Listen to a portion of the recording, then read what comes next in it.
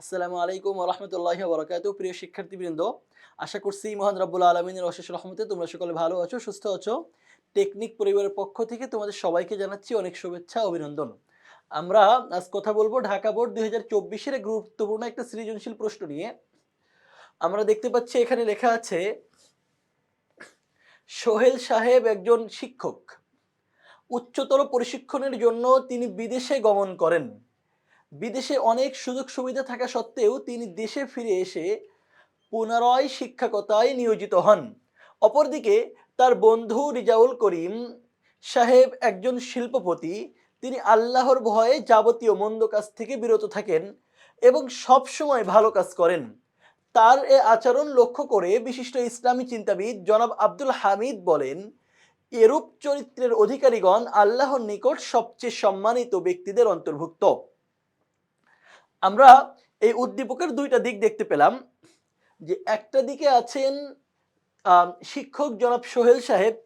তিনি শিক্ষকতা করেন, উচ্চ শিক্ষার জন্য প্রশিক্ষণের জন্য তিনি বিদেশ গিয়েছেন। সেখানে আরাম আয়েশ সহ যাবতীয় ব্যবস্থা ছিল। এরপরেও তিনি দেশে ফিরে এসে শিক্ষকতায় নিয়োজিত হন। আমরা খেয়াল করে দেখতে পারি, একটু চিন্তা করি, তাহলে আমরা সোহেল সাহেবকে যেই চিত্রিত এখানে করা হয়েছে, এই চিত্রটা আমাদের বইয়ের ৪র্থ অধ্যায়ের আখলাকে হামিদার হব্বুল ওয়াতন মানে দেশপ্রেমের সাথে মিলে। দেশপ্রেম।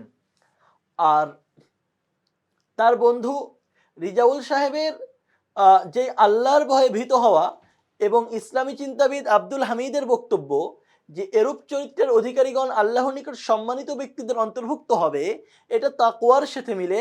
কারণ যারা আল্লাহকে সবচেয়ে বেশি ভয় করে তারা আল্লাহর কাছে সবচেয়ে বেশি সম্মানিত হবেন। যেমন সূরা হুজরাতে আল্লাহ বলেন, ইন্না আকরামাকুম ইনদাল্লাহি আতকাকুম। তাহলে উদ্দীপক থেকে আমরা উদ্দীপকের প্রথম অংশে মিল পাই দেশপ্রেমের সাথে, আর উদ্দীপকের দ্বিতীয় অংশে আমরা মিল পাই তাকওয়ার সাথে। এখন আমরা প্রশ্নগুলো দেখব যে আমাদের এই উদ্দীপকের আলোকে কি কি প্রশ্ন করা হয়েছে। আমাদের এখানে 4টা প্রশ্ন আছে। প্রশ্ন ক, আত্মশুদ্ধি কি? খ, পবিত্রতা ঈমানের অর্ধেক, উক্তিটি ব্যাখ্যা করো। গ, সোহেল সাহেবের কর্মকাণ্ডে আখলাকে হামিদার কোন গুণটি ফুটে উঠেছে? ঘ, আব্দুল হামিদ সাহেবের মন্তব্যটি তোমার পাঠ্য বইয়ে উল্লিখিত আখলাকে হামিদার আলোকে বিশ্লেষণ করো। আমরা এখানে একটা একটা করে প্রশ্ন পড়ে প্রতিটারও জবাব দেওয়ার চেষ্টা করবো ইনশাল্লাহ বিইজনিল্লাহ। সবার আগে আমরা দেখব ক নম্বর প্রশ্ন, আত্মশুদ্ধি কি? সর্বপ্রকার অনইসলামিক কথা ও কাজ থেকে নিজ অন্তরকে মুক্ত ও নির্মল রাখাই আত্মশুদ্ধি। সর্বপ্রকার অনইসলামিক কথা, অনইসলামিক কাজ থেকে নিজের অন্তরকে মুক্ত রাখা, নির্মল রাখা, এটাই হলো আত্মশুদ্ধি। যে অনইসলামিক কথা আমি বলবো না, অনইসলামিক কাজ আমি করব না, নিজের অন্তরকে এগুলো থেকে মুক্ত রাখবো, এটাই হলো আত্মশুদ্ধি। আত্মশুদ্ধি মানে আত্মার পবিত্রতা, হৃদয়ের পবিত্রতা, অন্তরের পবিত্রতা। তো অন্তরকে আমি অনইসলামিক কথা, অনইসলামিক কাজ থেকে পবিত্র রাখবো, বিরত রাখবো, এটাই আত্মশুদ্ধি। আশা করি বুঝতে পেরেছো। খ নম্বর প্রশ্ন, পবিত্রতা ঈমানের অর্ধেক, উক্তিটি ব্যাখ্যা করো। দেখো, পবিত্রতা ঈমানের অর্ধেক, এই ধরনের দুইটা কথা পাওয়া যায়। একটা হলো পবিত্রতা ঈমানের অঙ্গ, আরেকটা হলো পবিত্রতা ঈমানের অর্ধেক। তো দুইটা কথাই কাছাকাছি। এর আগে কোনো একটা প্রশ্নে আমরা পবিত্রতা ঈমানের অঙ্গ এর ব্যাখ্যা করেছিলাম। এখন আমাদেরকে বলতে বলা হয়েছে পবিত্রতা ঈমানের অঙ্গ এর অর্ধেক এর ব্যাখ্যা করো। আমরা বলছি রাসূলুল্লাহ সাল্লাল্লাহু আলাইহি সাল্লাম বলেছেন পবিত্রতা ঈমানের অর্ধেক, এটা মুসলিম শরীফের হাদিস। প্রকৃত ঈমানদার হওয়ার জন্য পবিত্র থাকা অপরিহার্য। মানে ঈমানদার ব্যক্তি সবসময় পবিত্র থাকেন। পবিত্রতা ছাড়া কোনো ইবাদত গ্রহণ করা হয় না। সালাত আদায়ের ক্ষেত্রে শরীর, পোশাক ও সালাতের স্থান যদি অশুদ্ধ, অপবিত্র বা নাপাক থাকে, তাহলে সালাত শুদ্ধ হয় না। একইভাবে কোরআন তেলাওয়াতের জন্য পবিত্র থাকা আবশ্যক। অপবিত্র অবস্থায় কোরআন স্পর্শ করাও হারাম। আল্লাহ বলেছেন, লা ইয়ামাসসুহু ইল্লাল মুতাহহারুন, তোমরা পবিত্র না হয়ে এই কিতাব স্পর্শ করো না। পরিচ্ছন্নতা শুধু বাহ্যিক নয়, এখানে সালাতের জন্য যেই পরিচ্ছন্ন দরকার, কোরআন স্পর্শ করার জন্য যেই পরিচ্ছন্নতার দরকার, এটা তো বাহ্যিক। কিন্তু পরিচ্ছন্নতার আরও একটা দিক আছে, এটা হলো অভ্যন্তরীণ, সেটা হলো অন্তরের। একজন মুমিনের উচিত নিজের দেহ, মন, পরিবেশ সব সময় পবিত্র রাখা। পবিত্র ও পরিচ্ছন্ন থাকা মুমিনের একটি গুরুত্বপূর্ণ বৈশিষ্ট্য। আল্লাহ তাআলা পরিচ্ছন্ন এবং পবিত্র মানুষের প্রতি বিশেষ সদয় ও দয়া প্রদর্শন করেন। রাসূলুল্লাহ সাল্লাল্লাহু আলাইহি সাল্লাম এক হাদিসের মধ্যে বলেন যে ইন্নাল্লাহা তাহিরুন ইউহিব্বুত তাহরা, যে আল্লাহ হলেন পবিত্র এবং তিনি পবিত্রতা পছন্দ করেন। আল্লাহ নিজে পবিত্র এবং তিনি পবিত্রতা পছন্দ করেন। সুতরাং যারা পরিচ্ছন্ন থাকে, ভালো মানে পবিত্রতার দিকে আকর্ষিত হয়, আল্লাহ তাদের প্রতি দয়া করেন, তাদের প্রতি সদয় হন। তাহলে আমরা কি বললাম যে পবিত্রতা ঈমানের অঙ্গ, এর ব্যাখ্যা বললাম যে রাসূলুল্লাহ সাল্লাল্লাহু আলাইহি ওয়াসাল্লামই এই কথা বলেছেন, পবিত্রতা ঈমানের অঙ্গ অথবা পবিত্রতা ঈমানের অর্ধেক। ঈমানের জন্য তো পবিত্র থাকা দরকার, পবিত্র না থাকলে সালাত আদায় করা যায় না, পবিত্র না থাকলে কোরআন তেলাওয়াত করা যায় কিন্তু কোরআন স্পর্শ করা যায় না। এছাড়া একজন মুমিনের জন্য বাহ্যিক পবিত্রতার পাশাপাশি অভ্যন্তরীণ মানে অন্তরের পবিত্রতাও দরকার। আমরা সেগুলো এখানে আলোচনা করলাম। সর্বশেষ আমরা বললাম যে আল্লাহ হলেন পবিত্র এবং তিনি পবিত্রতাকে পছন্দ করেন।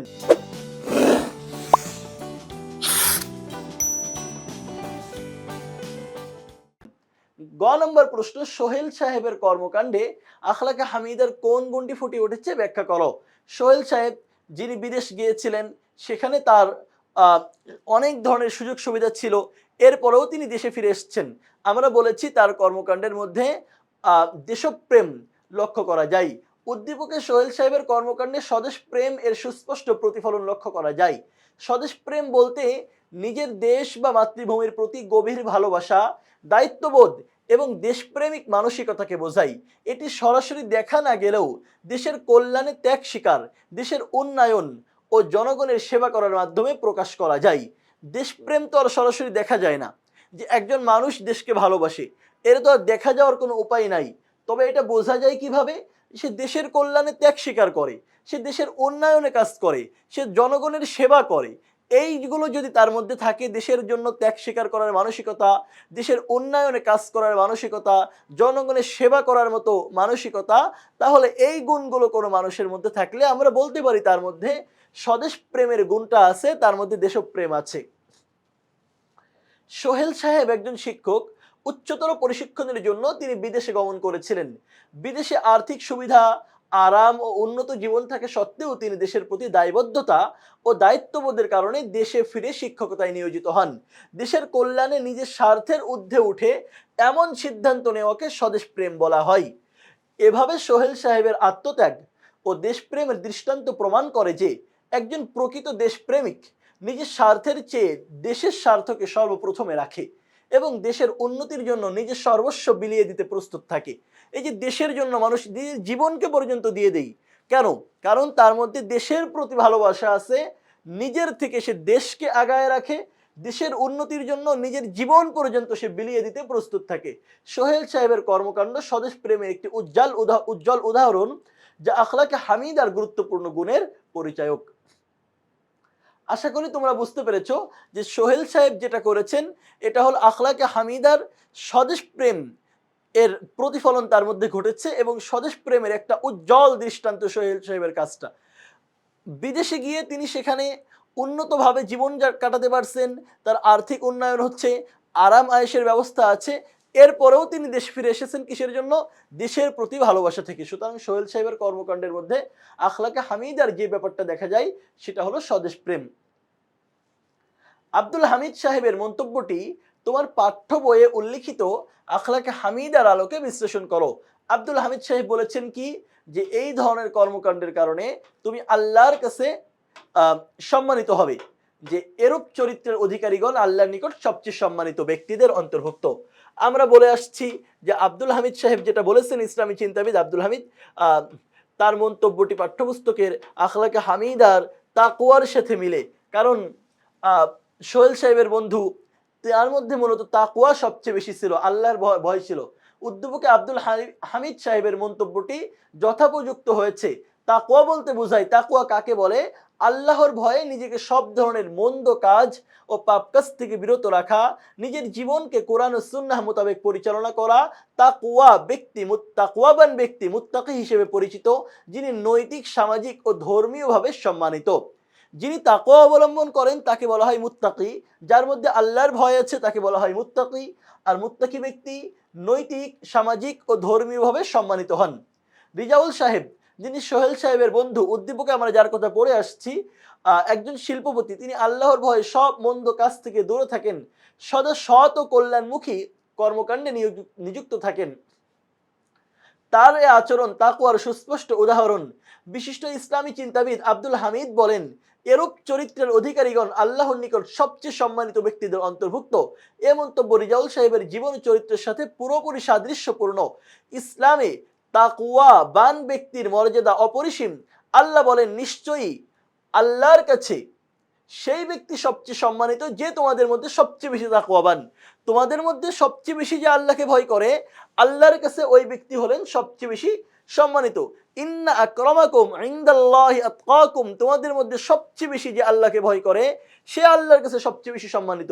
মুত্তাকি ব্যক্তি কখনো অশ্লীলতা, অন্যায়, অসৎ চিন্তা ভাবনায় লিপ্ত হয় না, বরঞ্চ তারা সর্বদা নৈতিক ও ধর্মীয় জীবনযাপন করে। রিজাউল সাহেবের কর্মকাণ্ডে তাকওয়ার প্রতিফলন হয়েছে। আখলাকে হামিদার কোন গুণটি প্রতিফলন হয়েছে আমাদের কাছে প্রশ্ন করা হয়েছিল। আমরা বলছি রিজাউল সাহেবের কর্মকাণ্ডে তাকওয়ার প্রতিফলন ঘটেছে। আব্দুল হামিদ সাহেবের মন্তব্যটি যথার্থ, কারণ আব্দুল হামিদ সাহেবের মন্তব্যটিও কোরআনের আয়াতের সাথে মিলে। যেই কোরআনের আয়াত তোমাদের বইয়ে উল্লেখ করা হয়েছে, আমাদেরও উচিত তাকওয়া অবলম্বন করে গুনাহ থেকে বিরত থাকা, কোরআন ও সুন্নাহ মোতাবেক জীবন পরিচালনা করা। তাহলে আমরা যে উদ্দীপকটা পড়েছিলাম, উদ্দীপকের আলোকে, এই যে উদ্দীপকটা, এই উদ্দীপকের আলোকে আমরা 4টা প্রশ্নের উত্তর দিলাম। আমাদের কাছে প্রথম প্রশ্ন ছিল হলো যে আত্মশুদ্ধি কি। আমরা বললাম আত্মার পবিত্রতা, কোথাও কাজে, অনৈসলামিক কোথাও কাজে নিজের অন্তরকে পবিত্র রাখা, নির্মল রাখা, এটা হলো আত্মশুদ্ধি। এরপরে আমাদের কাছে প্রশ্ন করা হয়েছিল পবিত্রতা ঈমানের অর্ধেক, উক্তিটি ব্যাখ্যা করো। আমরা বলেছি পবিত্রতা ঈমানের অর্ধেক, এমন আরো একটা কথা আছে পবিত্রতা ঈমানের অঙ্গ, দুইটাই একই কথা। আমরা এর ব্যাখ্যায় বলেছি যে একজন মুসলিম ব্যক্তি অবশ্যই পবিত্র থাকবে, ঈমানদার ব্যক্তি অবশ্যই পবিত্রতা অর্জন করবে। পবিত্রতা না হলে সালাত আদায় হয় না, পবিত্র না হলে কোরআন মাজিদ স্পর্শ করা যায় না। এরপরে আমরা বাহ্যিক পবিত্রতার পাশাপাশি অভ্যন্তরীণ মানে অন্তরের পবিত্রতার কথাও বলেছি, এবং বলেছি পবিত্র ব্যক্তিকে আল্লাহ তাআলা পছন্দ করেন। এরপরে গ নম্বর প্রশ্ন আমাদের ছিল সোহেল সাহেবের কর্মকাণ্ডে আখলাকে হামিদার কোন গুণটি ফুটে উঠেছে, ব্যাখ্যা করো। সোহেল সাহেবের কর্মকাণ্ডে আখলাকে হামিদার স্বদেশ প্রেম, দেশপ্রেম এটা ফুটে উঠেছে, কারণ বিদেশে তার সব সুবিধা থাকার পরেও তিনি দেশের মায়ার জন্য, দেশের জন্য ত্যাগ স্বীকার করে দেশে চলে এসেছেন। আব্দুল হামিদ সাহেবের মন্তব্যটি তোমাদের পাঠ্য বইয়ে উল্লেখিত আখলাকে হামিদার আলোকে বিশ্লেষণ করো। আমরা আব্দুল হামিদ সাহেবের যে বক্তব্য, এটাকে আমাদের পাঠ্যপুস্তকের আলোকে তাকওয়া অনুযায়ী বিশ্লেষণ করেছি। আশা করি তোমরা বুঝতে পেরেছো। অন্য কোনো জায়গায় যদি তোমাদের প্রশ্ন আসে আত্মশুদ্ধি সম্পর্কে, যদি পবিত্রতা ঈমানের অঙ্গ বা পবিত্রতা ঈমানের অর্ধেক এর ব্যাখ্যা আসে, যদি তোমাদেরকে কখনো কোনোভাবে প্রশ্ন করা হয় যে দেশপ্রেম কাকে বলে বা দেশের জন্য মানুষের ভালোবাসা কিভাবে বোঝা যায়, এগুলো তোমরা আশা করি উত্তর দিতে পারবা। এবং সাথে সাথে তোমরা তাকওয়া নিয়ে কোনো প্রশ্ন করলে সেটারও সঠিকভাবে আনসার করতে পারবো আজকের ক্লাস থেকে ইনশাআল্লাহ বিইذনিল্লাহ। তাহলে পরবর্তী কোনো ক্লাসে তোমাদের সাথে দেখা হবে, কথা হবে। সেই পর্যন্ত তোমাদের জন্য অনেক অনেক শুভকামনা রইল। আল্লাহ রাব্বুল আলামিন তোমাদের সর্বাঙ্গীন সফলতা দান করুন, এই কামনাই এখানেই বিদায় নিচ্ছি আজ। আল্লাহ হাফেজ। আসসালামু আলাইকুম ওয়া রাহমাতুল্লাহি ওয়া বারাকাতুহু।